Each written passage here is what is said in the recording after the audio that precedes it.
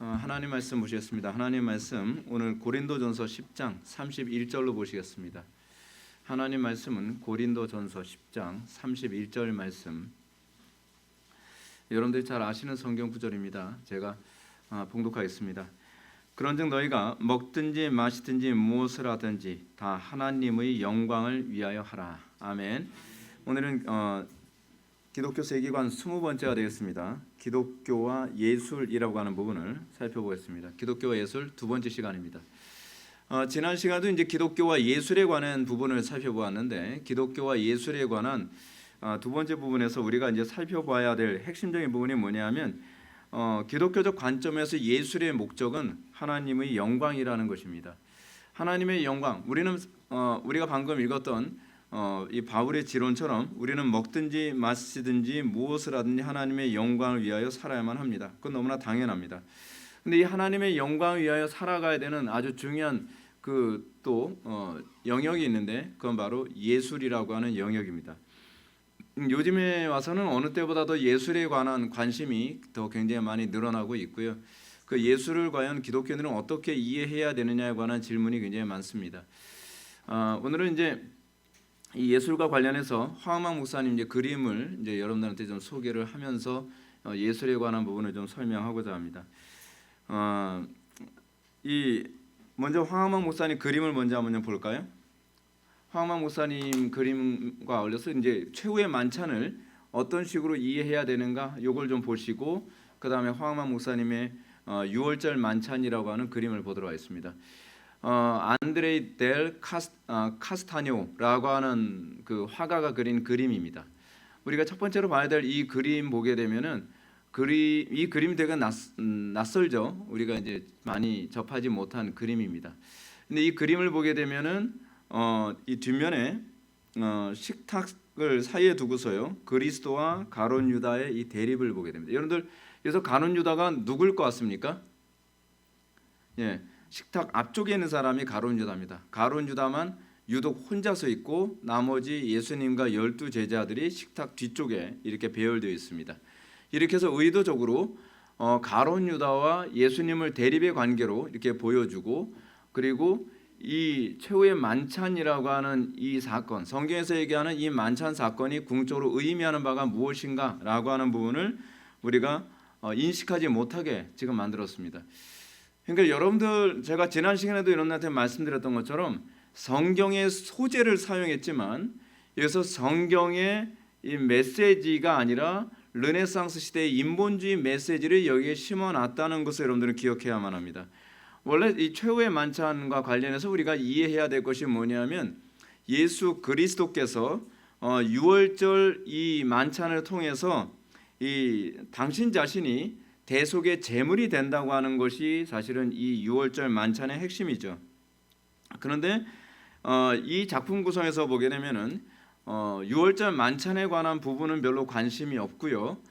그리스도와 이 가룟 유다의 대립 관계를 통해서 이 사건을 이 한 제자의 배신이라고 하는 드라마에만 집중을 했습니다. 한 사람의 배신, 이거는 뭐 사실 성경적 가르침하고는 아무 관계가 없죠. 그냥 드라마입니다. 드라마예요. 졸지 말고 보시는 게 좀 좋습니다. 그리고 그 다음 그림을 한번 보게 되면은, 그 다음 그림이 도메니코 기롤란다요. 이거 어디서 많이 무슨 일본식 이름 같기도 하고 예. 근데 일본 사람은 아닌 것 같습니다. 하여간 도메니코 기롤란다요라고 하는 사람이 그린 그림인데, 자, 이 그림하고요. 또 뒤에 그림을 한번 보시기 바랍니다. 뒤에 그림은 배경이 어땠죠? 배경 그림은 저렇게 대리석 같은 것으로 하나, 둘, 셋, 넷, 다섯, 6개 뭐 이런 식으로 이제 네모, 정방의 네모로 이제 배경을 했지만, 이 기롤란다요의 그림을 보게 되면은 뭐가 있죠? 나무가 그려져 있습니다. 나무가. 그리고 이 배경만 다르지 던지고자 하는 메시지는 누가 예수님과 제자의 관계에서의 배신에 관한 이 드라마적인 내용을 담고 있습니다. 그리고 여기서 하나 또 보게 되면은 바로 뒤에 그림도 사람들에게 뒤에 그림에 후광이 있나요, 없나요? 여기는 없죠. 뒤에 보게 되면은 이제 후광이 이제 들어가게 됩니다.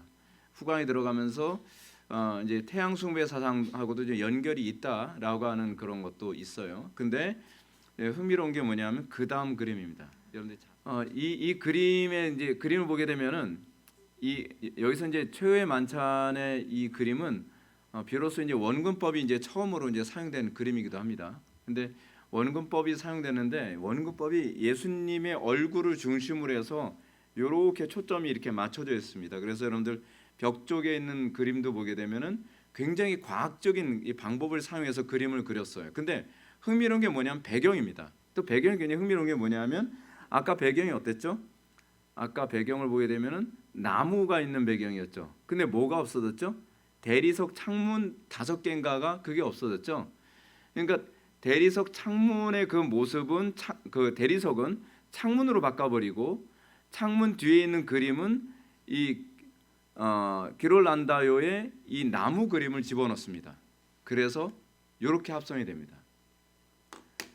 창문이 대리석은 창문으로 이제 대치되고 거기 뒤에 기롤란다요의 그 나무 그림을 거기다 집어넣음으로써 두 개의 그림이 이제 하나가 되는 거죠. 배경이요.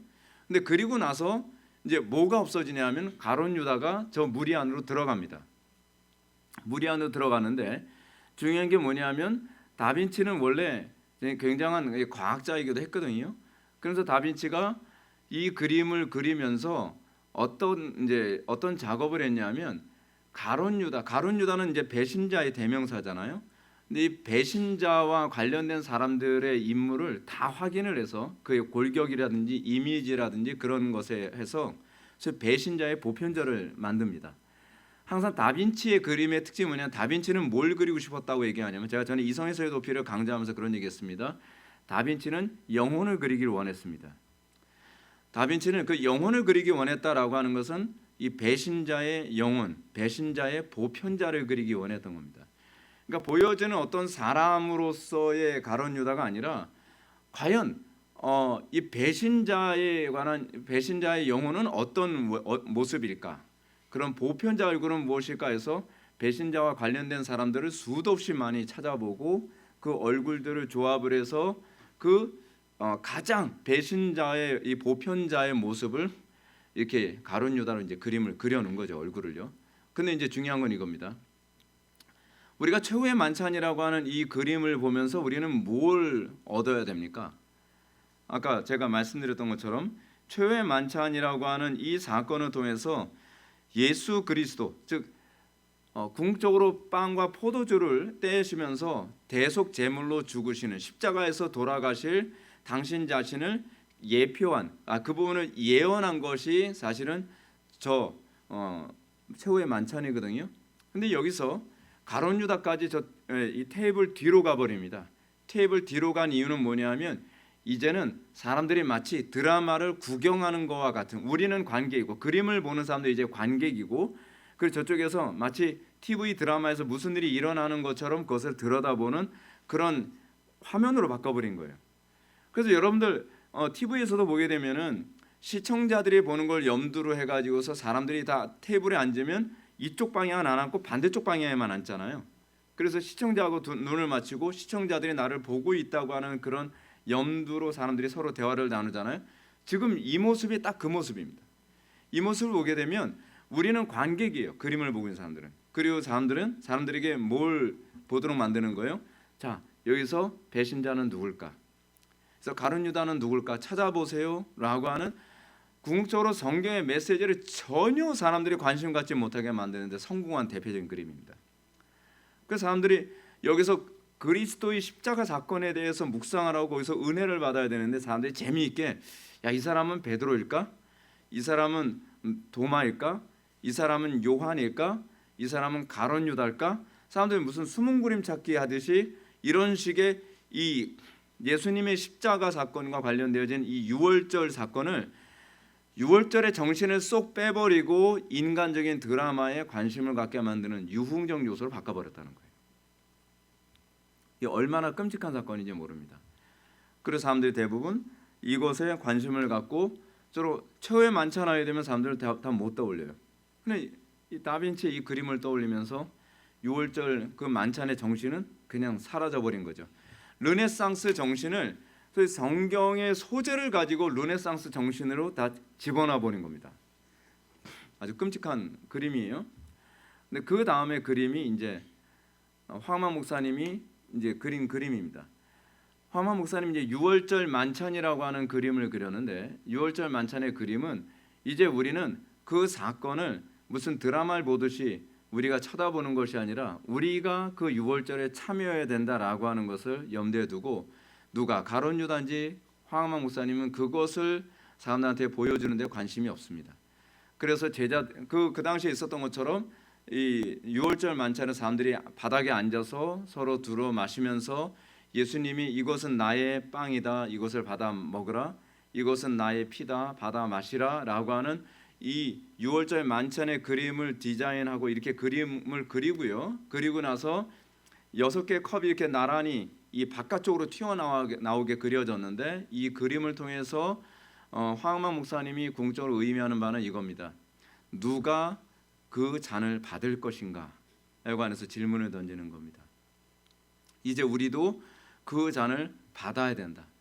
예수님께서 내 잔을, 내 빵을 먹으라, 내 잔을 받으라라고 했을 때 우리도 그 잔을 받고 우리도 예수님의 그 유월절 만찬에 참여하는 자가 됨으로써 그리스도인다운 삶을 살아야 된다라고 하는 메시지를 여기에 담고 있는 것이죠. 그리고 이제 황만 목사님이 이 그림을 그렸고, 이 그림은 지금 어디에 소장되어 있냐면 양재동의 횃불 트리니티에 거기 소장이 됐습니다. 거기서 보자마자 get 하면서 그냥 거기 사갔어요. 그리고 나서 이제 황만 목사님이 아무래도 내가 이제 살아생전에 이 최후의 만찬이라고 하는 제목으로 유월절 만찬의 스피릿을 완전히 망가뜨린 그런 르네상스 시대의 그림이 많은 사람들을 주도하고 있는 것에 대해서 이제는 내가 성경의 메시지를 다시 전달하는 그림을 다시 그려야 되겠다 해서 이번에 제가 이제 며칠 전에 만나 뵀더니 이제 유월절 만찬을 좀 더 대대적인 그 작업을 해서 그림을 그릴 생각을 좀 하고 계십니다. 그래서 여러분들이 이제 이 그림을 보게 되면 그냥 상상으로 그냥 얼굴 그렸나 보다 뭐 이제 그렇게 생각하시겠지만, 제가 여쭤봤더니 그림을 그렇게 그리는 게 아니랍니다. 실제로 모델을 다 사다가 모델한테 옷을 입히고 그리고 나서 저런 어떤 장소를 다 만들어 가지고 그거를 염두에 두고 보고서 그림을 그리는 거래요. 그러다 보니까 이제 사람들 모델도 사야 되고 또 의상비도 들고 뭐 캔버스도 굉장히 그 고가의 캔버스를 사용해야 되고, 게다가 이번에 그리는 그림은 최대한 크게 그릴 수 있는, 그러니까 거의 다빈치의 그림에 버금갈 수 있을 만큼의 사이즈로 그림을 그려야 되겠다라고 생각을 해서 폭을 5m 정도, 그런 높이는 한 2m 40인가 2m 50인가 정도의 대형 그림을 그려서 대략 한 3년 정도의 제작 기간을 생각하시고 손 떨리는 게 없을 때 그려야 된다라고 해서 이제 마지막으로 자기가 할 수 있는 최고의 작품을 하나 남기겠다라고 이제 그렇게 생각을 하고 계시더라고요.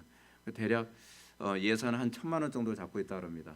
우리가 그림을 그리면 그냥 손재주만 있으면 그냥 그려낼 수 있는 것 같은데 그만큼 돈도 굉장히 많이 들고 시간도 많이 들고, 그렇게 해서 정말 내가 세상을 떠나기 전에 기독교 세계관을 전달해 줄 수 있는 좋은 작품을 하나 남기고 가야 되겠다라고 하는 차원에서 지금 두 번째 유월절 만찬 작품을 지금 준비하고 있다고 하십니다.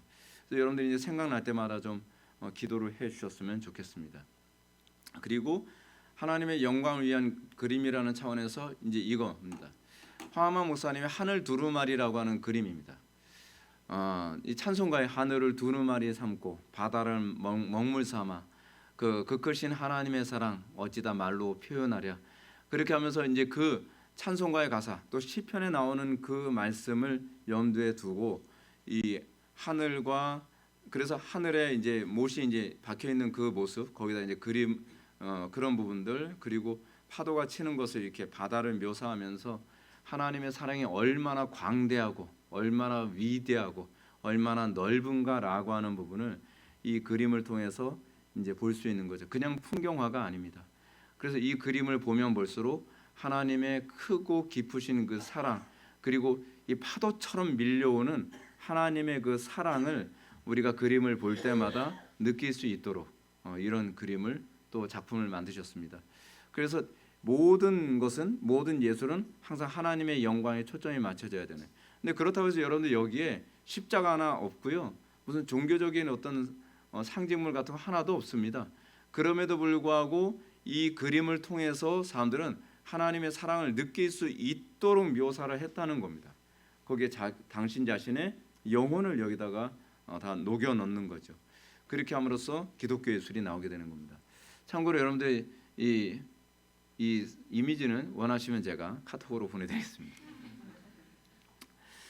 자, 세상 사람들과 기독교 예술의 차이가 무엇이냐면, 기독교 예술은 자기가 할 수 있는 모든 방법을 다 사용해서 어떻게 하든 하나님의 영광을 선명하게 드러내겠다는 겁니다. 그래서 황만 목사님의 이 그림을 통해서 알고 있는 것처럼 바울이 너희가 먹든지 마시든지 무엇을 하든지 다 하나님의 영광을 위하여 하라라고 할 때 우리의 기독교 예술이 여기에 있게 되는 거죠. 아까 제가 여러분한테 하늘 두루마리라고 하는 그 그림에서 좀 더 이제 발전한 것이 그 언약의 밤입니다. 언약의 밤 같은 경우는 이게 언약의 밤인데, 요번에 이 작품을 제가 사가지고서 우리 교회에다 걸어놓은 거잖아요, 그렇죠? 이 작품에서 여러분들이 또 이제 볼 수 있는 중요한 부분이 이겁니다. 아브라함이 어두운 밤에 하나님을 만나고, 그리고 이 하나님께서 하늘의 별을 보라, 그리고 바다의 모래를 보라 라고 얘기하면서 뭐라고 얘기합니까? 내가 너와 약속을 맺을 텐데 너의 자손들이 하늘의 별과 같이, 바닷가의 모래같이 이렇게 많아지리라 라고 하는 그 메시지를 담고 있고요. 그런데 이 언약의 밤이 제가 이제 목양실에 소장하고 있는 파나보는 밭에 있는 밖에 있는 이 네모난 그 액자 이 프레임이 없고 그냥 저 구름과 하늘과 바닷가만 있는 거거든요. 근데 여기다가 이제 요번에 이 그림에는 나무 창문 같은 프레임을 만들어서 거기에 나비 3마리를 띄워놨죠. 그러면서 이게 여기다가 그러니까 홍해바다 이 출애굽 사건을 이제 염두에 두게 만든 겁니다. 그래서 우리도 그 아브라함의 언약에 참여함으로 그 아브라함의 언약을 통해 이 홍해바다 사건을 경험하게 되는 것처럼, 그리고 그 경험한 자들이 바로 거듭난 하나님의 백성들. 그래서 나비는 뭡니까? 나비는 번데기에서, 그러니까 애벌레에서 번데기에서 새롭게 이 나비로 변화되는 것, 변태되는 것처럼 우리도 이렇게 놀라운 변화를 경험하여 하나님의 언약에 참여하자라고 하는 도전을 주고 있는 겁니다. 그래서 외부에서 안으로 날아가고 있는 듯한 저 나비를 묘사한 것이 그런 거죠. 그래서 이 그림 한 편을 통해서 설교 한 편이 되는 것입니다. 그래서 우리가 이 그림을 들여다보면서 하나님의 언약에 참여해야 된다. 근데 제가 이번에도 황하만 목사님 그 미술 전람회에 제가 참석해서 느낀 것이 뭐냐면, 처음 그림을 볼 때는 나비처럼 그렸네 진짜. 진짜 같네. 이제 우리는 또 기껏해야 그거밖에 못 보잖아요. 이거 사진 아니야? 뭐 이제 우리는 기껏해야 그런 감탄. 근데 그 다음에 우리가 느끼는 것이 뭐냐면 이 그림에서 오는 메시지입니다. 그러니까 여러분들 그렇잖아요. 여러분들 음악을 들어도요, 음악 메시지가 처음에 잘 안 들어옵니다. 그냥 뭐 쨍쨍쨍쨍쨍쨍 그리고 뭐 가수들이 와 뭐 이렇게 소리 지르는 것만 들리는 것 같죠. 근데 우리가 가수의 노래를 또 듣고 또 듣고 또 듣고 하다 보면은 음악이 좀 더 어디에 매력을 느끼는지가 들리고 가사가 들어오기 시작하고, 그러면서 그 음악의 스피릿이 점점 젖어들어서 우리의 마음속에 들어오거든요. 근데 그림도 똑같습니다. 그림도 처음에 메시지가 안 보입니다. 그림도 처음엔요 낯섭니다. 그냥 낯설어서 이 그림이 도대체 뭘 얘기하는지 별로 안 보이고 그냥 첫인상이죠. 이거 내가 좋아하는 색감인데 그림 잘 그렸네. 그런데 좀 낯이 익기 시작을 하게 되면 비로소 이 그림에서 메시지가 들려오기 시작을 합니다. 그리고 이 그림에 디테일이 보이기 시작을 합니다. 그리고 저는 왜 그림 한 점을 1시간 동안 뚫어지게 쳐다보나 이제 그런 생각을 했는데, 그림을 지나가면서 또 보고 지나가면서 또 볼 때마다 자꾸 발걸음이 멈춰져요. 그래서 왜 그림을 사서 보는지 알겠다. 사서 보는 이유가 뭐냐면 한 번 보는 것 가지고 그림의 메시지가 오질 않아요. 왜냐하면 처음엔 낯서니까. 근데 볼 때마다 새로운 메시지가 보이고 들리고 와닿는 거죠. 그러면서 가만히 서서 저 그림을 보다 보면 마치 아까 그 하늘 두루마리 같은 경우에도 그러지 않습니까? 마치 하나님의 사랑이 파도 소리와 함께 싹 몰려오는 것 같은. 그런데 이런 언약의 밤 같은 그림을 볼 때는 어떠냐면 이 파도 소리와 함께 미세한 하나님의 그 약속의 말씀이 들려오는 것 같은 거예요. 하나님께서 아브라함에게 이 하늘의 별을 보라, 그 바닷가의 모래를 보라라고 하는 그런 음성이 나에게도 전달되고 있는 것처럼, 내 마음속에도 어떤 울림이 있는 것처럼 우리에게 감동으로 몰려오기 시작을 합니다. 볼 때마다 또 다른 감동이 몰려옵니다. 볼 때마다 그 음성이 들리는 것 같습니다. 그러면서 다시 한번 또 다짐하게 되죠. 우리 집에 있는 그 그림을 볼 때도 그렇습니다. 이제 목회를 하면서 힘들고 지쳐서 이게 좀 많이 피곤할 때 이제 갑자기 시선이 이제 그쪽에 머무르게 됩니다.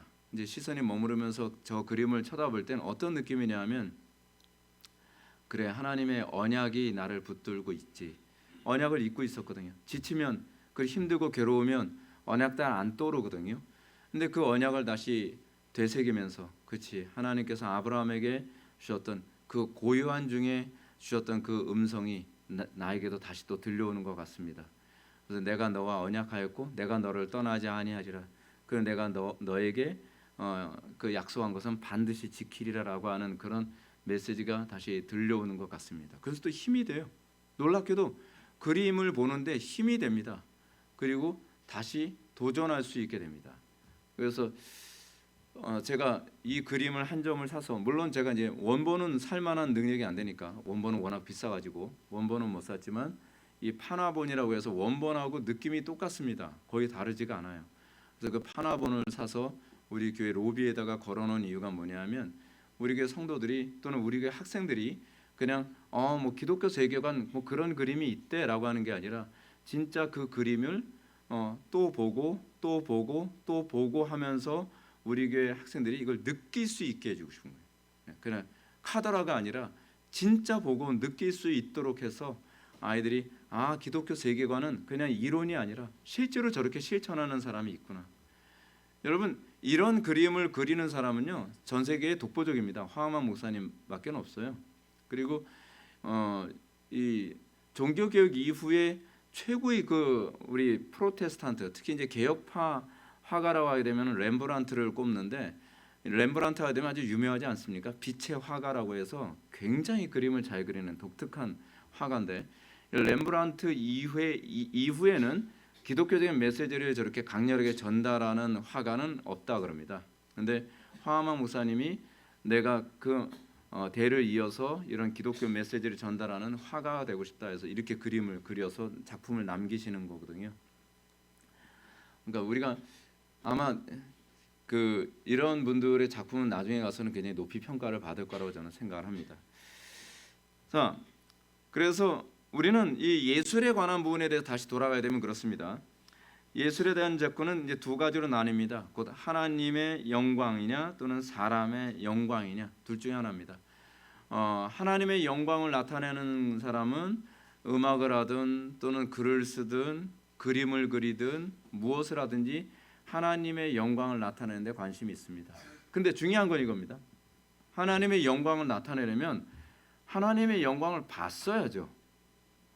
하나님의 영광을 나타내려면 하나님의 영광의 매료가 돼봤어야죠. 그렇지 않나요? 여러분, 이게 우리가 예술이라고 하는, 그렇지, 우리도 하나님의 영광을 나타내야지. 여러분, 하나님의 영광을 나타내는 거냐? 하나님의 영광에 매료된 사람만 하나님의 영광을 나타낼 수 있습니다. 하나님의 영광이 별로 매력적이지 않는데 어떻게 하나님의 영광 그러겠습니까? 하나님의 영광 나타내는 거예요? 그냥 구호만 따라다니는 거죠. 하나님의 영광을 나타냅시다. 뭐 어떻게 나타날 건데요? 그냥 모르죠. 그냥 뭐 열심히 하면 되겠죠. 아니요, 열심히 아니에요. 여러분들이 매료된 만큼만 표현할 수 있습니다. 여러분들이 사랑한 만큼만 여러분 표현할 수 있습니다. 여러분들이 정말 그것에 내가 어떤 식으로는 이걸 표현하고 싶다, 그 열정과 불이 있는 사람만 하나님의 영광을 나타낼 수 있습니다. 자, 한번 생각해 봅시다. 여러분, 교리가 있다고 해서 설교 가운데 하나님의 영광을 다 설명할 수 있습니까? 아니요. 어떤 사람은 교리를 설교하는데 교인들을 100%다 그냥 재웁니다. 불면증 환자까지 재울 수 있는 힘이 있는 분이 있어요. 그건 대단한 힘이죠. 예, 의사도 못하는.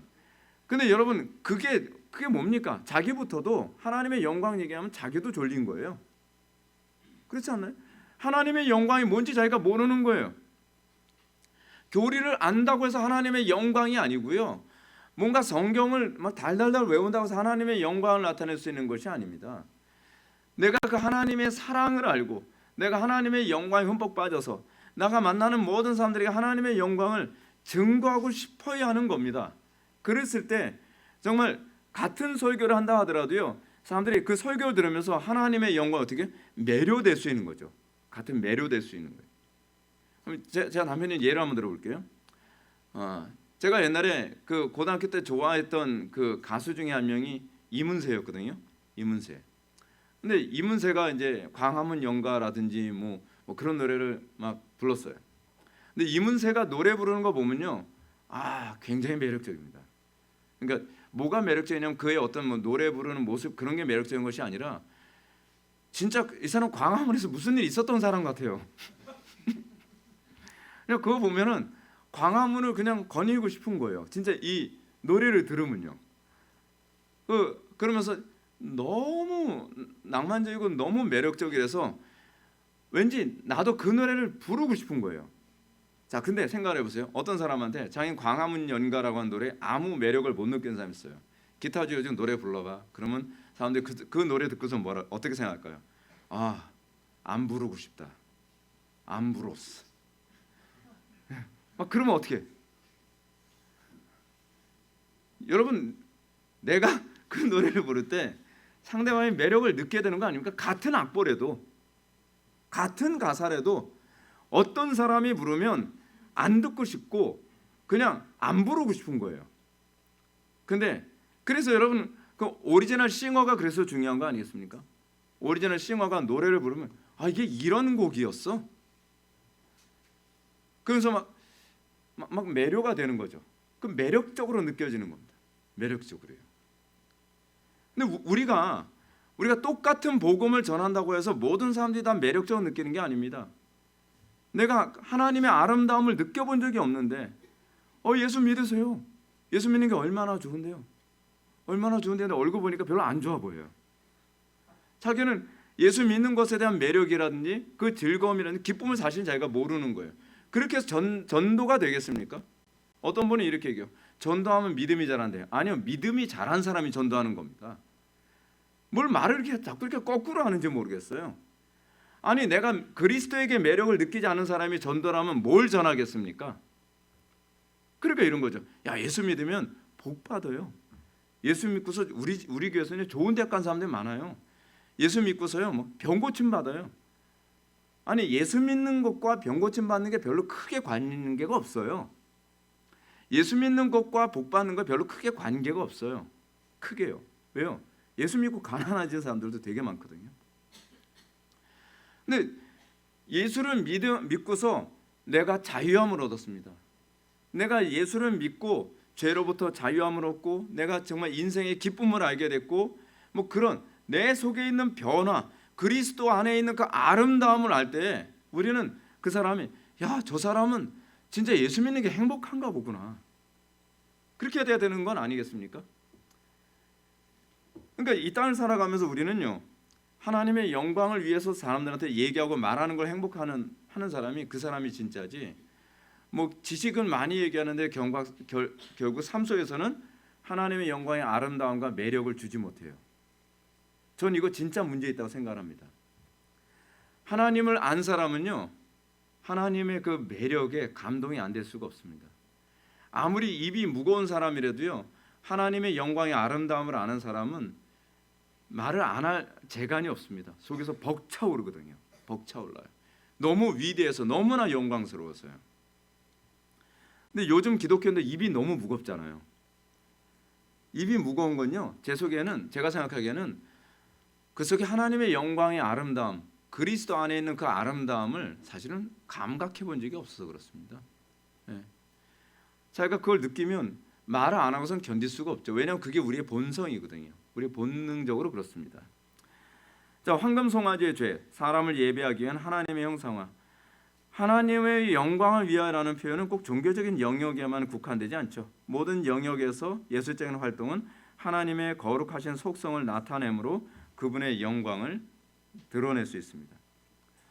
하나님의 영광을 드러내는 건 그분의 속성에 대한 감각입니다. 어떤가요? 예수를 오래 믿으면서 제가 그런 말씀 드리잖아요. 저는 진짜 예수를 믿게 된지 저는 청소년기는 그냥 아무 생각 없이 교회만 왔다 갔다 한 것 같고요. 이제 한 20살, 19살 그때 비로소 이제 복음을 알게 된 것 같아요. 그래서 저는 복음을 제대로 알게 된 지는 한 30년 정도밖에 안 된 것 같습니다. 근데 복음을 알고 나서 제가 하나님에 대해서 매료되는 것은 뭐냐면 하나님의 속성입니다.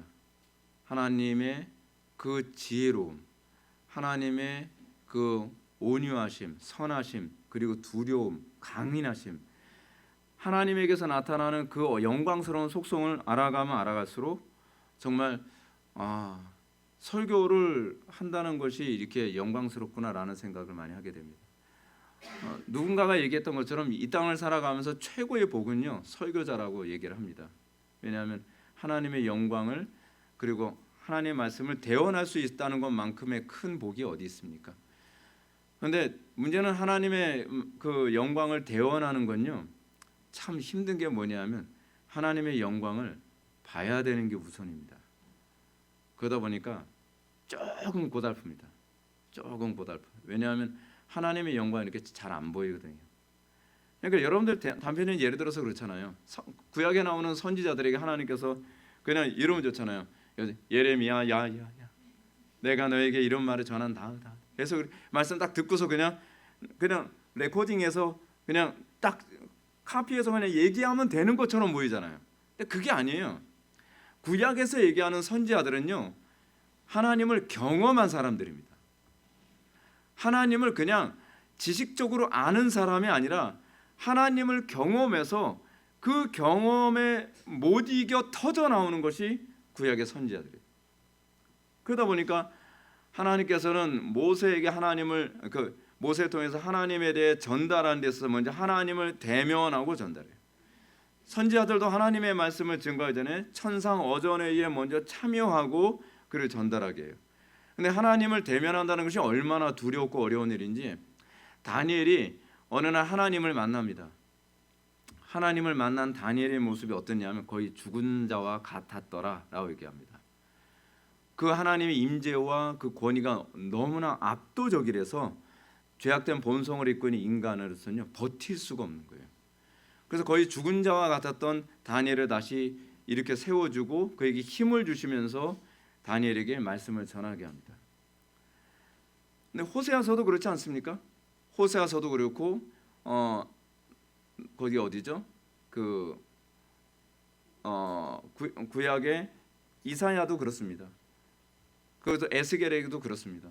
하나님께서 뭐 에스겔이나 이사야 같은 사람에도 이제 그런 얘기하죠. 그리고 뭐 예레미야에게도 그럽니다. 예레미야야, 너는 가서 뭐 띠를 사라, 새 띠를 사라, 그 새 띠를 띠라. 그리고서 그 네가 띈 띠를 이제 바닷가의 그 바위 사이에다 감추라. 그리고 나서 나중에 또 그 어떤 띠를 다시 찾아오라. 띠가 다 썩었는데요, 이제 전해라. 그리고 나서 말씀을 전하는 거예요. 그래도 한 번은 또 이런 어떤 선지자한테도 그러죠. 너는 이제 이스라엘 그 도시를 벌거벗고 돌아다니라. 미쳤습니까? 벌거벗고 돌아다니게. 근데 그렇게 벌거벗고 돌아다니게 하시면서 이스라엘이 회개하지 아니하면 이렇게 수치를 당하리라고 말하라. 이게 하나님 말씀 대언한다는 게요, 제가 시간이 지나면서 이게 굉장히 힘듭니다. 굉장히 힘들어요. 겪게 하시고 그 아픔을 느끼게 하시고 그리고 선지자가 그 고통을 가지고 설교하는 거예요. 여러분 호세아서 같은 경우는 그럽니다. 하나님께서 야 이스라엘에게 가서 이 이스라엘이 얼마나 음란한지 네가 좀 증언 좀 해라. 그게 아니라 호세아야, 너는 음란한 여자를 취하라. 그리고 음란한 여자하고 결혼을 해라. 그리고 음란한 여자가 바람피고 돌아오면 네 돈 주고 다시 그 여자를 찾아오라. 미치는 거죠. 미치는 겁니다. 아무리 야단쳐도 정신 못 차리죠. 야단치고 뭐하고 했는데 또 도망가서 딴 남자하고 또 한 살림 차이고 있죠. 그럼 또 자기 주머니 돈도 다 털어서 다시 데려옵니다. 데려오면 또 정신 나간 이 여자는 또 엉뚱한 짓 하고 돌아다니죠. 그리고 애를 낳으면 뭐라 그래? 내가 이제 더 이상 이 백성에게 내가 자비를 풀지 않겠다고 얘기해라. 그래서 그 아들의 이름을, 자녀의 이름을 로암미라 해라. 그 로루아라 해라. 뭐 그런 식으로 이름하는 거예요. 내가 이 백성을 버려놓으라. 뭐 그런 식으로요. 그 역사적으로 실제로 있었던 일이잖아요. 그리고 난 다음에 메시지를 전하게 합니다. 선지자는 속이 썩고 문드러져 죽을 것 같습니다. 근데 주님께서 그런 거죠. 문드러졌냐? 충분히 썩었냐? 그게 내 심정이다. 그 심정 가지고 전해라. 그 심정 가지고 회개를 선포하라. 하나님은요, 설교를 하는데 감정 없이 하나님께서 진노하십니다. 회개하세요. 이러시는 분이 아닙니다.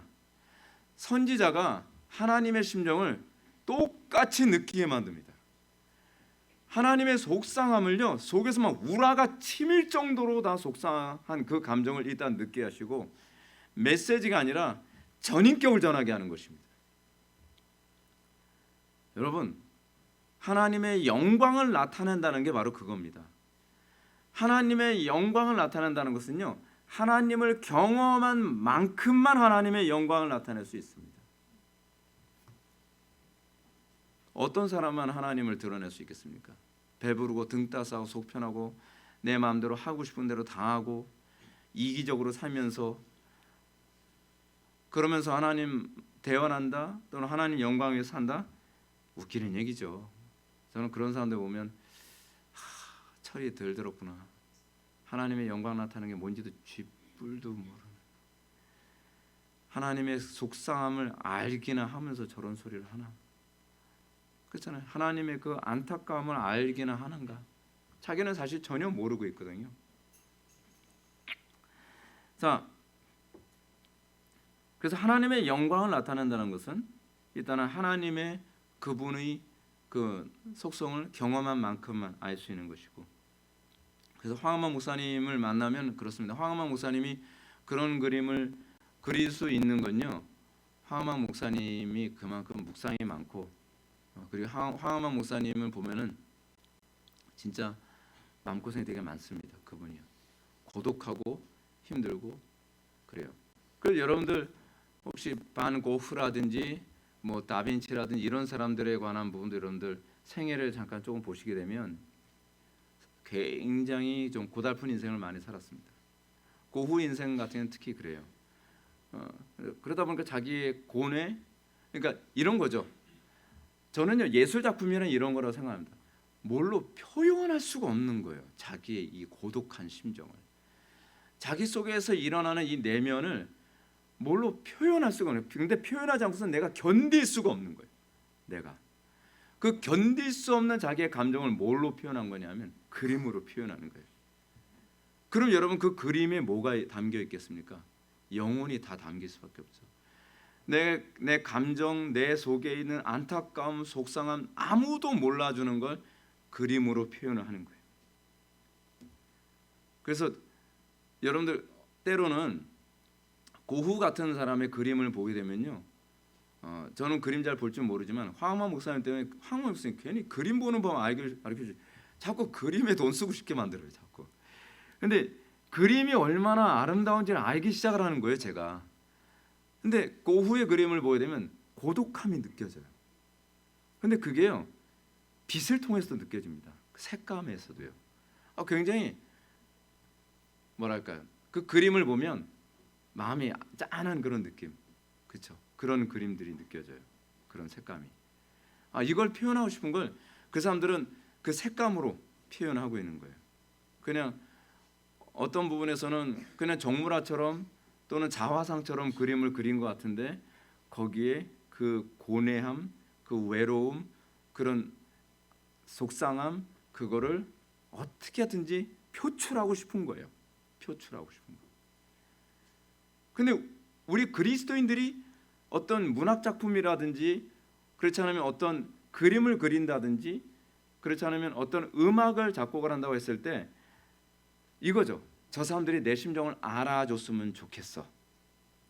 저 사람들이 내 마음속에서 느낀 그 하나님의 영광스러움을 뭔가 조금이라도 저 사람들이와 내가 어떻게 해요? 공감할 수 있었으면 좋겠어요. 그래서 나오는 것이 예술 작품입니다. 사람들이 그래서 황만 목사님하고 대화 나누면서 그렇습니다. 그냥 제가 그림을 알아주고 감탄해 주는 것으로 너무 좋아하시는 거예요. 근데 저는 그 심정이 뭔지 알아요. 아, 내 심정을 저 김 목사는 이해해주고 있구나. 아, 내 마음이 어떤지 저 사람이 이해해주고 있구나. 여러분, 우리는 누구를 만나고 싶습니까? 내 마음을 이해해주는 사람 아닙니까? 내가 가지고 있는 아픔에 대해서 공감해줄 수 있는 사람을 우리 만나고 싶어하지 않습니까? 사실 예술이 궁극적으로 목표라는 거예요. 예술가들이 그림을 딱 그려놓고 많은 관객들이 와서 그림을 딱 봅니다. 그림을 딱 보면서 예술가가 원하는 게 뭘까요? 저 얼마요? 그걸 원하겠습니까? 저 그림을 보면서 그 사람의 마음을 읽어내는 거예요. 그 사람의 철학을 읽어내는 거예요. 그 사람이 나에게 보여주고 싶어하는 부분을 내가 보는 거예요. 그러면 아, 저 사람은 나를 알아주는 거야. 그렇죠? 옛말에 그런 말 있지 않습니까? 무인은 자기를 알아주는 사람을 위해서 목숨을 걸고, 또 그 선비는 자기를 알아주는 사람에서 뭐 어쩌한다 뭐 그런 말 있잖아요. 갑자기 안 떠오르는데. 근데 그게 사람입니다. 그 사람이. 근데 우리는 도대체 사람들이 뭘 알아주길 바랍니까? 우리는 사람들하고 얘기할 때 어떤 부분에서 정말 소통을 할 때 우리가 행복을 느낍니까? 문제는 내가만한 하나님을 말로 표현할 수가 없다는 거예요. 내가만한 하나님을 글로 표현할 수 없다는 거예요. 하늘을 두루마리 삼고 바다를 먹물 삼아 그 크신 하나님의 사랑을 다 표현한들 어찌 다 표현할 수 있으랴. 근데 그 사랑을 경험한 사람이 있는 거예요. 그 사랑에 대해서 공감할 수 있는 사람을 만난 거예요. 어떨까요? 밤이 맞도록 대화를 해도요 지루하지가 않습니다. 지칠 줄 모르겠습니다. 제가 예전에 우리 어머니 살아계셨을 때 항상 제가 이제 그 아버지 목회하시는데 교회를 가게 되면 항상 하는 게 뭐냐면 어머니와 같이 철야하는 겁니다. 그러면 저녁 식사 든든히 하고 한 9시나 그 10시 넘어서 이제 좀 잠깐 눈을 붙이고 같이 이제 기도를 철야하는 거예요. 기도를 철야한다 해서 이제 말 그대로 그냥 기도로만 철야합니다. 그냥 생으로. 언제까지요? 새벽기도 전까지. 그때서부터 철야를 하는 거예요. 근데 우리 그 부모님 목회하셨던 교회는 귀신 나오는 교회였거든요. 귀신 나오는 게 엄청 무서워요. 그냥 예배당 안에 들어가기만 해도 머리카락이 쫙 서요. 그냥 무서워요. 그냥 무서워. 얼마나 무서운지 그 당시에 이제 그 지금 걔네들 이제 지금 40대가 됐는데 걔네들이 제가 이제 딱 갔더니 하나는 초등학생이었고 또 하나는 이제 중학생이었고 뭐 걔네들 이제 그 학생부로 이제 기다리고 있었어요. 제가 걔네들 전도사 하고 그랬는데 걔네들이 예배당에서 이제 피아노 연습하겠다고 그러면 너무 무서우니까 대낮에 이따 문 다 열어놓고 창문 다 열어놓고 불 다 켜놓고 그래서 피아노를 연습을 하는데 사택에서 피아노 치는 소리가 들리거든요. 치는 게 아니라 진짜 말 그대로 후려치는 거예요. 너무 무서우니까 당당당당당당 하다가 뚱 닫고 나가요. 어쨌든 너무 무서우니까 불도 안 끄고 나가요. 그 정도로 무서워요. 그 정도로요. 그리고 저는 기도할 때 막 귀신 소리도 듣고 막 그랬거든요. 우리 어머니는 귀신을 거의 보기도 했고요. 제가 이게 리얼하게 얘기 안 할 거예요. 근데 집에 가면 잠 못 자니까. 근데 제가 이제 가면은 우리 어머니 제가 오길 이제 기다리시죠. 그러면 제가 이제 토요일 날 학생부 인도를 해야 되니까 빨리 가면 금요일 날 저녁 때 가거나 그렇지 않으면 토요일 날 아침 일찍 가가지고서 이제 같이 얘기하는데 저녁 때 되면 같이 철야하기도 합니다. 철야기도 하게 되면은 진짜 온갖 그런 무서움도 오고요. 막 뭐 들리기도 하고 막 그래. 진짜로 들려요. 저는 막 진짜 여자 흐느껴 우는 소리 처음 들어봤어요. 근데 막 밤새도록 막 기도하면요. 어머니하고 저하고 막 같이 막 기도하는데 그 영광스러움 안에 막 이 심취하게 돼요. 그리고 나서 은혜 받은 걸 서로 나누다 보면 새벽기도 전까지 시간 가는 줄 몰라요. 그 은혜를 나누는 것이 얼마나 영광스럽고 달콤한지. 근데 왜 그러냐면 그거는 우리만 아는 거예요. 우리만 아는 거. 다른 사람하고 얘기해서 소통이 안 돼요. 그 하나님의 그 기도 생활의 깊음 가운데서 하나님과의 관계의 아름다움과 달콤함을 느꼈으면 그거를 누군가 나누지 않으면 막 속이 터질 것 같아요. 막 속이 너무 감격스러우니까. 그러니까 어머니하고 단둘이 있으면 그냥 그런 얘기를 하루 종일 해도 지치질 않아요. 하루 종일 해도. 근데 우리 그리스도인들이 그거 아닌가요? 보이지 않는 하나님을 내가 경험을 했고 들리지 않는 하나님의 음성을 우리는 들었고 우리는 하나님의 영광의 위대함을 경험했다고 한다면 우리는 그것을 교통함으로써 어떻게 해요? 거기에 기쁨과 감격이 있는 거죠. 저는 그거를 언어로 표현하는 설교자지만 누군가는 화하만 목사님 같은 분들은 그림으로 그것을 설교를 하고 사람들한테 증거하고 표현하는 거죠. 그것이 하나님을 만난 사람들에게 나타나는 거죠. 근데 세상 사람들은 그렇지 않습니다. 세상 사람들은 어때요? 내가 만난, 내가 느꼈던 그 쾌락을 표현하고 싶은 사람이 있어요. 그 본능이 얼마나 강한지 락이라고 하나의 장르까지 만들어요. 어떤 사람은 내가 느낀 이 마약이라든지 본드라든지 그런 환각제를 사용한 것에 대한 쾌감을 다른 사람한테 느끼게 만들고 그것을 더 강화시키고 싶어하는 사람이 있어요. 그래서 애시드 음악을 만들죠. 환각 음악, 테크노, 랩, 힙합 이런 음악을 만들죠. 어떤 사람은 그거를 글로 써서 내가 느낀 그 묘한 감정을 사람들한테 전달하고 싶은 거예요. 어떤 사람은 그걸 영화로 만들기도 하죠. 왜요? 그게 인간의 영적인 본능이에요. 그걸 통해서 내가 나만 느끼고 있는 걸 다른 사람들에게 공감을 얻고 싶어하고 그것에 대해서 내가 찬양받기 원하고 대화 나눌 수 있는 대상이 만들어지길 바라는 겁니다. 이런 차원에서 이게 기독교 예술과 인본주의 예술의 근본적 차이가 있는 거죠. 근데 기독교적 예술이나 인본주의 예술이나 전제는 이겁니다. 자기가 그거를 경험하는 겁니다. 그래서 여러분들 소설가들이 글을 쓰는데 글에 대한 영감이 안 오면 어떻게 합니까? 갑자기 보따리 싸들고 어디론가 떠나버립니다.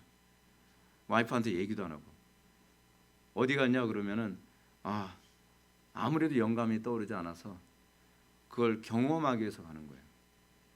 그래서 고독한 시간을 갖습니다. 여행을 다니거나 그렇지 않으면은 남들 모르는 데서 막노동판에서 막 고생도 하고 그러면서 어떻게 해요? 이거다 하면서 소위 feel 영감을 얻습니다. 진짜 작품은요, 진짜 예술 작품은 거기서 영감을 얻은 것만 진짜 예술 작품입니다. 고독 가운데 오는 작품들. 그래서 여러분 기독교 설교도요, 어떤 설교가 가장 위대한지 아십니까? 핍박 중에 그것을 이기기 위해서 했던 설교들이 진가가 있습니다. 근데 요즘 설교가 별로 퀄리티가 떨어지죠. 요즘 설교에는 여러분 피냄새가 안 나잖아요. 근데 옛날 설교는요, 피냄새가 진동을 합니다. 그 사람들은요, 진리를 지켜내기 위해 설교했던 사람들이고 진리를 지켜내기 위해 신학을 체계를 세운 사람들입니다. 밥줄 때문이 아닙니다. 거기에 위대함이 있는 거죠. 그래서 여러분들 그거 아시나요? 애시드 음악을 만드는 사람들은요, 맨정신으로 애시드 음악 만들지 않습니다. 마약이라든지 대마초라든지 그런 것 복용해 가면서 그 정신에 그걸 만들거든요. 그래서 어떻게 해요? 그 영에 사로잡혀 있는 거예요. 근데 우리 기독교는 너무 제정신으로 막 작품을 만들잖아요. 설교를 준비하면서 너무 자기 제정신으로 설교 준비해요. 설교 준비할 때 제정신을 준비하면 곤란합니다. 설교는요, 내가 몸 밖에 했었는지 내가 몸 안에 했었는지 나는 모른다. 하나님의 신에 완전히 붙잡혀서 설교를 준비하고 나면 이런 얘기가 나와야 됩니다. 내가 했다고 생각이 안 드네요. 이건 하나님이 하셨습니다. 그게 영적인 것 아니겠습니까? 세상의 예술 작품은 괜히 영적입니다. 프란시스 셰퍼가 피카소의 그림 한 점을 보고서 이런 얘기합니다. 도대체 뭘 그렸는지 모르겠어요. 근데 셰퍼가 딱 이 마디 합니다. 아니 그 그림에서 너무나 끔찍한 음란함을 느꼈다. 근데 그 음란함이라고 하는 게 우리가 생각하는 그런 음란함이 아니거든요. 스피릿을 느낀 거예요. 괴기적이고 음란하고 잔인함을 느꼈다는 거예요. 무슨 형태인지도 모르겠는데 그거는 그 안에서 그 스피릿을, 그 감각을 느낀 겁니다. 영적인 거거든요. 영적인 거. 근데 우리는 이럽니다. 세속의 문화를 받아들이면서 또는 세속의 예술을 우리가 흡수하면서 교회가 세상을 품어야 된다라고 얘기합니다. 그 얘기는 교회가 세상의 정신을 받아들여야 된다는 겁니다. 교회가 왜 자꾸 세상의 정신을 받아들이자라고 얘기할까요? 정신이 없기 때문에 그렇습니다. 정신이 지금 기독교 안에서, 지금 교회 안에서 나타나는 가장 심각한 문제는 뭐냐면 기독교 정신의 진공 상태입니다. 정신이 없습니다. 그러니까 그 정신에 세속적인 정신을 자꾸 흡수하기 시작을 하는 거죠. 그러다 보니까 제가 아까 말씀드렸던 것처럼 기독교의 어떤 언어를 사용하고 있을지 모르나 그 안에 내포되어 있는 정신은 세속입니다. 그 제가 느끼는 오늘날의 기독교예요. 예술은 다른 말로 미학이라고 얘기합니다. 미학은 윤리와 밀접하게 연결됩니다. 앞서 도식적으로 언급했듯이 존재론에서 인식론이 나오고 인식론에서 가치론이 나오며 가치론은 윤리와 미학으로 구성됩니다. 그래서 미학이 예술입니다. 예술은 대상의 인식에 대한 반응입니다. 내가 아름답다라고 생각하는 것, 바꿔서 얘기하면 내가 매력적으로 느끼는 것을 추구하는 행위가 뭐예요? 그것이 윤리입니다. 우리에게 있어서 윤리는 내가 무엇을 더 아름답게 느끼냐에 대한 반응입니다. 예를 들어서 내가 폭력적인 것을 아름답게 느끼죠. 요즘에 청소년들은 그렇습니다. 막 폭력적으로 막 싸움자라고 그러면 그걸 아름답다고 생각합니다. 아름답게 미화를 했죠. 영화 같은 데서나 뭐 그런 것들이. 그럼 걔들은 난폭해집니다. 왜냐하면 걔들에게서 그것은 윤리입니다. 내가 난폭한 것이 매력적인 거니까. 내가 난폭한 것이 그것이 아름다움이니까. 그것이 걔네들에게 그것이 윤리입니다. 오늘날 기독교의 이 도덕성이 왜 윤리를 안 보일까요? 그건 무기력하고 그리고 착한 거 저거는 별로 아름답지 않아. 그렇게 생각하는 거예요. 착하고 정직하고 선한 것은 남자답지도 않고 아름답지도 않아. 그건 윤리적으로 보이지 않는다는 얘기입니다. 윤리적이다라는 것은 가장 가치 있어 보인다는 개념이에요. 근데 문제가 교회 안에서도 과연 윤리가 가장 아름답다라고 보여지고 있느냐에 관한 문제입니다. 왜냐하면 교회 안에서조차도 윤리가 별로 아름답게 취급되지 않고 있기 때문에 그래요. 그래서 우리가 쉽게 빠질 수 있는 오류는 미학과 윤리를 독립적으로 생각하는 경우입니다. 인식에 대한 반응으로 미학과 윤리는 완전히 별개가 아닙니다. 오히려 양자는 밀접한 연관을 맺으며 함께 동반되는 경향이 있다는 겁니다. 근데 제가 이거 읽으면서 느끼는 게 제가 쓴 건지 모르겠어요. 어떻게 보면 괜히 유식하게 썼네. 네. 근데 저는 제가 이렇게 썼다고 근데 사실 이거 제가 쓴 게 아니거든요. 제가 그냥 말한 겁니다. 말한 걸 타이핑해서 만든 게 이거였는데 제가 느끼는 게 제가 항상 이건 하나님께서 하시는구나라고 하는 걸 제가 느낄 때가 되게 많이 있어요. 이것도 제가 그냥 말로만 표현했던 건데 이거를 글로 타이핑해서 보니까 그러니까 예술이라고 하는 부분은 내가 그 하나님의 신에 붙잡혀서 나오는 것만이 참된 예술이 될 수 있다라는 생각이 드는 게 또 이럴 때가 그렇습니다. 자, 좀 더 읽어볼게요. 현대 미술의 대가로 알려진 피카소는 공산주의자로서 혁명을 위한 몇 점의 그림을 남겼습니다. 그 중에 게르니카라고 하는 이 그림이 있는데 1937년도니까 1937년도면은 6.25 동란 일어나기 전에 2차 세계대전쯤 됐던 거죠. 당시 스페인 왕당파가 히틀러의 손에 빌려 게르니카라는 마을을 폭격하자 공산주의자였던 피카소가 이에 분노하여 그렸던 작품입니다. 또한 한국에서의 학살은 1951년도에 한국에서의 학살은 피카소가 왕당파를 피해 프랑스에 체류하는 동안 프랑스 공산당의 의뢰를 받고 그린 것인데요. 이 학살이라고 하는 것은 어떤 그림이냐면 미군이 민간인 학살했다라는 그런 그 내용들이에요. 근데 이게 웃기는 것이 뭐냐면 공산주의자들이 얼마나 많은 민간인들을 학살했는가는 관심이 없고 오히려 그 미군이 또는 한국군이 어떻게 같은 동족을 학살했는가에 관한 것을 폭로하는 식의 그림이거든요. 근데 여러분들이 제주 4.3 사태를 여러분들 다시 한번 그 얘기 들어보시거나 책을 보시면 아시겠지만 이게 같은 민족끼리의 싸움이고 사상 전쟁이다 보니까 누가 공산주의자고 누가 이 민주주의 쪽에 있는 사람인지 알 스토리가 없어요. 월남전 때하고 굉장히 흡사합니다. 피부색 같죠? 또 같은 언어를 사용하죠. 또 형제 간에도 누구는 공산주의자고 누구는 민주주의자란 말이에요. 그러니까 어쩔 수가 없는 거죠. 거기서 피해를 당하면서 학살당한 사람들도 있을 수밖에 없는 거거든요. 근데 그런 건 싹 덮어버리고 그냥 이랬다라고 하는 하나의 사건만 하는 거죠. 그러면서 그림이 이런 그림을 그립니다. 이게 피카소가 그린 그림이죠. 이 그림은 6.25 전쟁에서 미군들이 한국인들을 세워놓고 학살하는 장면을 묘사합니다. 그래서 실제로는 전혀 근거가 없다고 얘기합니다. 이처럼 피카소의 그림에는 그의 열렬한 이념적 성향이 반영되어 있고요. 그 그림을 통해 그가 추구했던 이념적 윤리로 사람들을 선동하려는 의도가 담겨 있습니다. 그래서 이 그림을 보면 분노하게 만드는 거죠. 이 그림을 보면 사람들이 앞뒤 이게 참이냐 거짓이냐는 별로 중요하지 않아요. 사람들 중요한 게 뭐예요? 분노죠. 분노. 선동의 특징이 뭐냐면 분노하라 하거든요. 분노하라. 근데 사실은 실체가 없는 분노예요. 우리는 그런 것에 굉장히 쉽게 속습니다. 내가 분노하는데 과연 실체가 있는가? 여러분 예를 들어서 이 미순이 효선이 사건 같은 경우에도 거짓말과 참이 적절하게 섞여 있거든요. 근데 그 얘기를 들으면 사람들은 실체가 없는 분노에 사람들이 휩싸이기 시작을 하는 거죠. 나쁜 놈 그러면서요.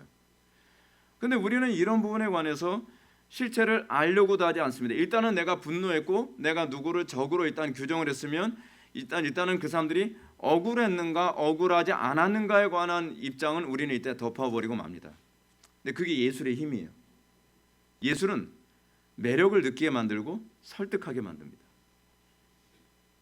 왜냐하면 이미 내가 아름답다고 여긴 것에 대해서는 더 이상 비판을 가하지 않기 때문에 그래요. 그게 사람의 사고의 특징이거든요.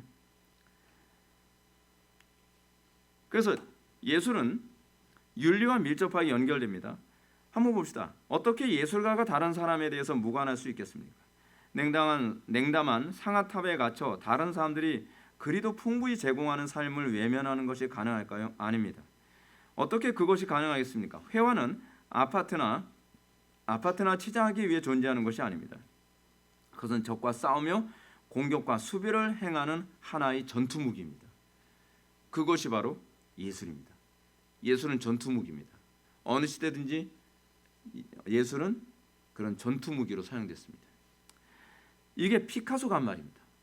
지금 제가 인용한 이 부분은 피카소가 예술은 전투무기다라고 얘기한 것이 바로 그의 주장이죠. 피카소 자신도 예술이 윤리를 위한 도구로 쓰일 수 있음을 충분히 인지하고 있었습니다. 따라서 예술을 그저 육신적 즐거움이나 피로 해소 혹은 우울한 마음을 달래는 용도로만 생각하는 것은 아주 순진한 발상입니다.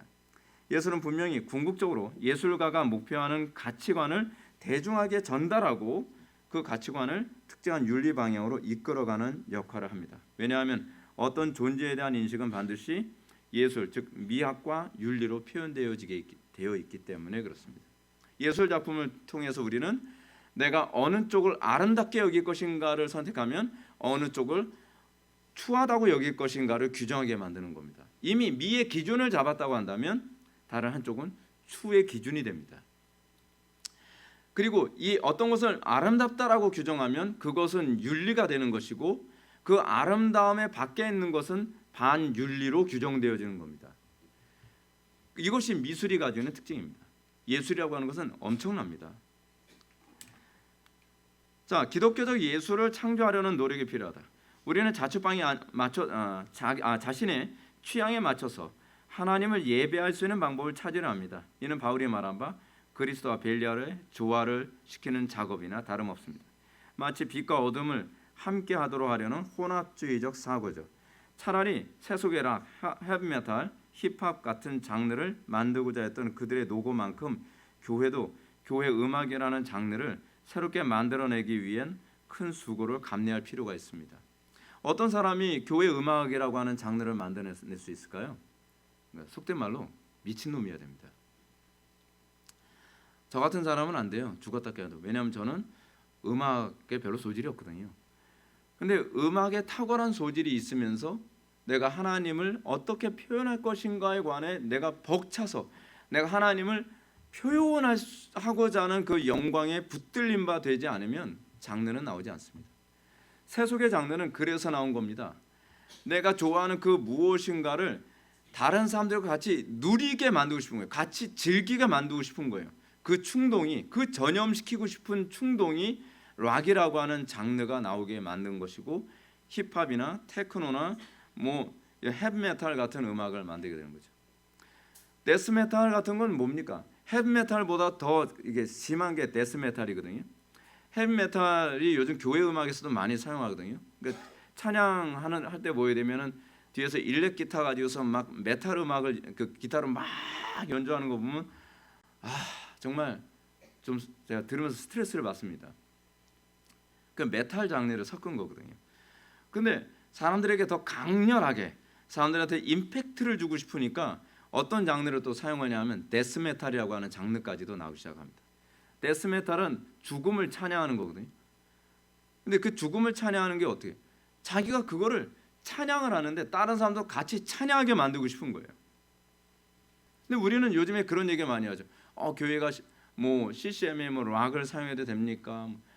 아니, 문제는 락을 사용해도 되느냐 마느냐, 힙합을 사용해도 되느냐 마느냐에 관한 문제가 아니라 왜 우리는 전문가가 있다고 하면서도 우리는 하나님을 찬양하는 장르를 만들어내려고 하는 그 노력은 안 하려 하느냐 이거예요.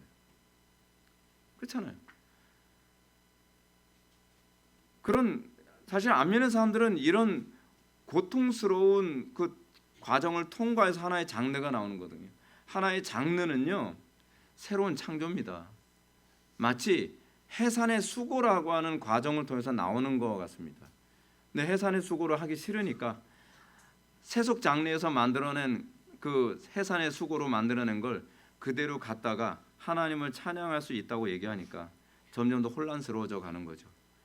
점점 혼란스러워져 갑니다. 그렇게 되면요. 왜냐하면 우리의 장르가 없으니까. 만약 우리가 진정으로 하나님을 참되게 예배하기를 원한다고 한다면 하나님께서 기뻐하시는 장르에 대한 창조적인 노력이 필요합니다. 예를 들어서 여러분, 제가 설교하는 걸 여러분들 느끼시겠지만 제가 설교하는 방식은 전통적으로 우리 한국교회에서 설교하는 방식과 굉장히 다릅니다. 어떤 면에서는 장르로 따진다고 한다면 제가 설교하는 방식은 굉장히 영국적인 장르입니다. 영국이나 미국 교회에서 설교하는 방식이죠. 근데 그거를 자꾸 창조하고, 저는 한국적으로 이거를 개발하고 한국적인 설교를 제가 하는 거거든요.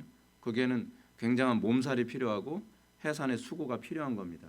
저는 음악의 장르에서도 그런 사람이 나와야 된다고 생각하고, 미술의 장르에서는 황하만 목사님 같은 분들이 그런 작업을 하고 계신 것이고, 문학적인 장르에서도 그런 사람들이 나와야 된다고 저는 생각을 합니다. 독보적인 장르가요. 훌륭한 예술은 내용을 합리화시키고 효과적으로 전달합니다. 탁월한 예술은 어떤 내용이든지 그것을 합리화시키는 효과를 가져옵니다. 그것은 예술의 큰 장점이면서 동시에 큰 단점이기도 합니다. 합리성은요, 여러분, 아름다움 앞에서 쉽게 굴복되어진다는 것 알고 계십니까? 합리적이지 않은데 아름답기 때문에 설득되어지는 경우가 얼마나 많은지 모릅니다. 제가 르네상스 시대의 그 한 그림에 대해서 제가 설명을 한 적이 있었죠. 그 그림도 제가 준비했으면 좋았을 뻔했는데, 어느 그 창녀를 누드로 이렇게 옷을 벗긴 장면이죠. 그 무슨 재판이라고 했었는데, 이 여자는 과연 유죄입니까 무죄입니까? 라고 하는데 한 변호사가 그 여자를 그 많은 배심원들 앞에 세워놓고 옷을 벗깁니다. 그러니까 그 여자가 이렇게 서면서 이러고 있는 장면이거든요.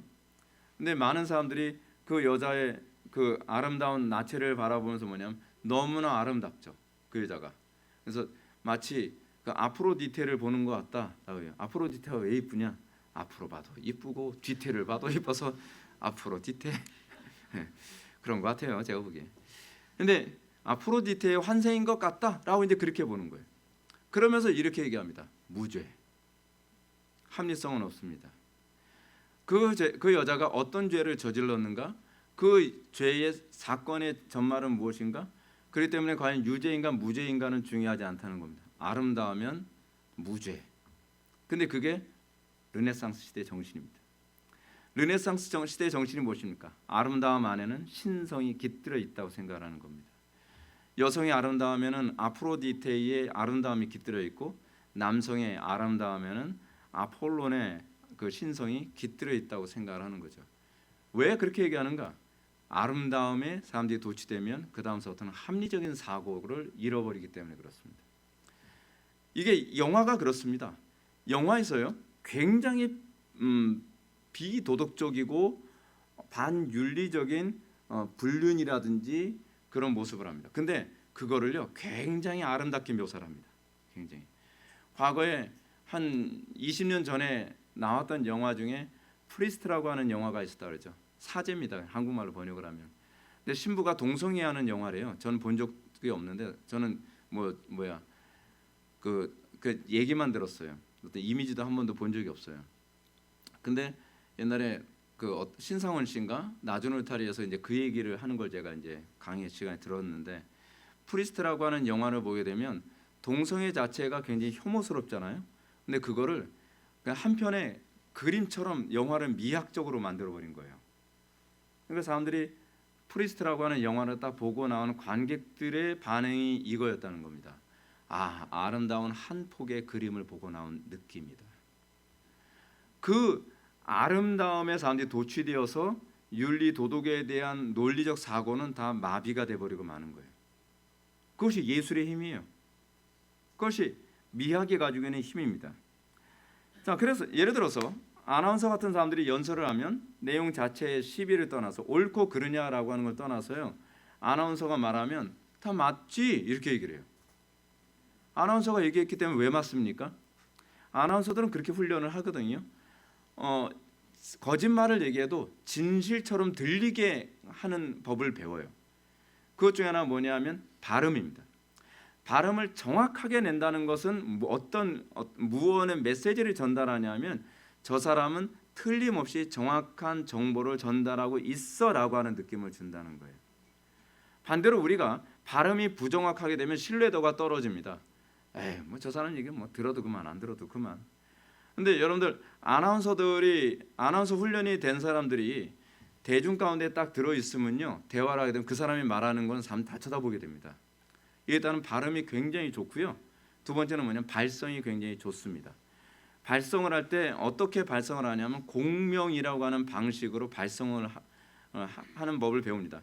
한성준 아나운서가 유튜브에 발성법 같은 거를 이제 얘기하는데 발성법 훈련을 엄청나게 많이 합니다. 그래서 그 사람들이 발성법을 훈련하는 방법 중 하나가 의자에다가 배를 깔고 엎드려서 소리내는 법 같은 그런 연습도 해요. 그런 상황에서도 이 발음과 소리를 정확하게 드러내는 법을 배우는 거죠. 근데 이 공명을 하게 되면 같을 공자에다 울릴 명자를 쓰잖아요. 같이 대화를 나누면서 상대방의 내장을 울립니다. 그렇게 되면서 같이 공명이 되어지면서 공감하게 되어진다는 거예요. 근데 그거는 논리의 내용하고 관계없이 일단은 신뢰하고 공감되어지는 현상이 심리적으로 그냥 나타난다는 거예요. 그래서 제가 연습한 게 제가 발성으로 제가 소리를 내는 연습을 많이 한 거거든요. 그 이번에도 이제 카도시 아카데미 그 모임을 가졌는데 어떤 그 남자 성도님이 저하고 얘기를 나누는데 그런 얘기를 하시더라고요. 목사님 소리도 크게 안 내는데 그냥 왕왕왕 울립니다. 그래요. 근데 왕왕왕 울리는 이유가 뭐냐면 이게 발성으로 소리를 내서 그렇습니다. 그래서 발성으로 소리를 내게 되면 상대방이 자기도 모르는 사이에 저 사람이 말하는 것은 신뢰할 수 있다라고 생각하게 만드는 거죠. 그게 이쪽의 미학입니다. 미학이 가지고 있는 힘. 그래서 좀 의식 있는 교회들 같은 경우에는 이 음향기 같은 거에도 굉장히 관심을 많이 갖고요. 이런 것에 이런 미학적 기법을 많이 사용하죠.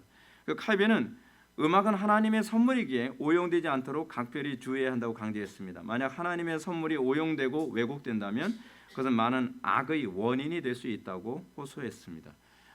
그렇죠. 왜냐하면 음악이나 미술 같은 미학이 올바른 것, 정당한 것, 그리고 진리를 사람들한테 설득하는데 잘 활용된다면 좋은데 이것이 악용되어진다면 거짓을 진리처럼 사람들한테 인식하게 만들죠.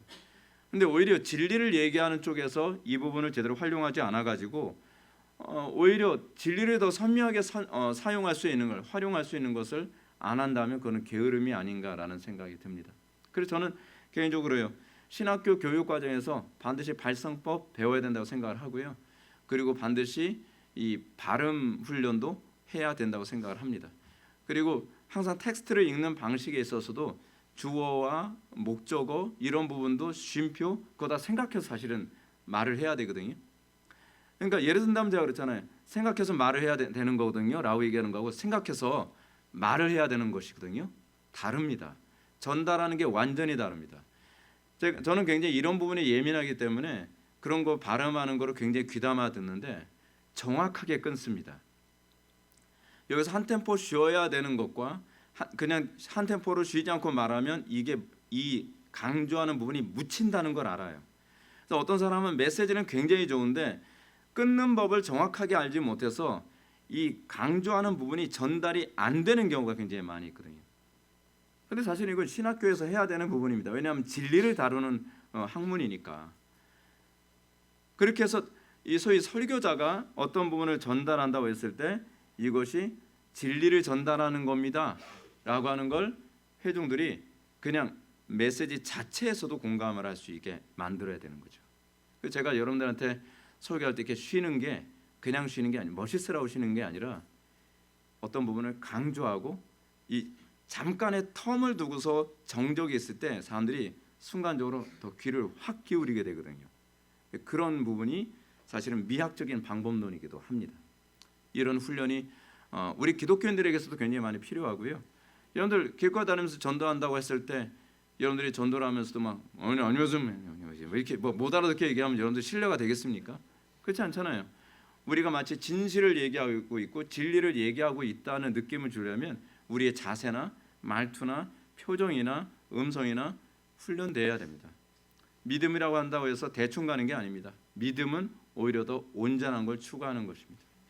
오늘 우리가 기독교 예술 두 번째 강의를 했습니다. 여러분들이 예술이 가지고 있는 이 힘이 얼마나 강력한지, 그리고 이 예술이 가지고 예술과 윤리가 어떻게 하나로 연결되어져 있는지를 우리가 정확하게 인식하면서 우리가 이 예술에 대해서 다시 한번 좀 관심을 많이 갖고 우리가 예수 믿는다고 해서 성경책만 읽는 사람들이 아니라 좀 문학서적도 읽고 그리고 미술도 좀 볼 줄 알고 음악도 좀 들을 줄 알으면서 우리가 더 기독교적인 이 예술이 더 확산되어지는데 우리 교회가 조금이라도 한 몫을 할 수 있었으면 좋겠습니다.